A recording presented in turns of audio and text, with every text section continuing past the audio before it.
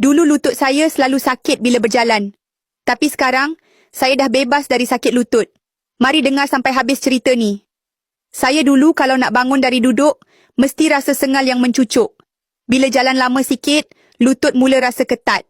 Doktor cakap, rawan dalam lutut saya dah menipis. Sebab tu makin sakit setiap kali bergerak. Saya risau kalau dibiarkan, nanti kena suntikkan gel atau pembedahan. Lepas tu, saya jumpa tentang kunyit, temulawak dan halba, bahan semula jadi yang terkenal dalam perubatan tradisional untuk menyokong kesihatan sendi. Saya cuba Just Lenix sebab dalam satu sachet dah lengkap dengan ketiga-tiga bahan ni.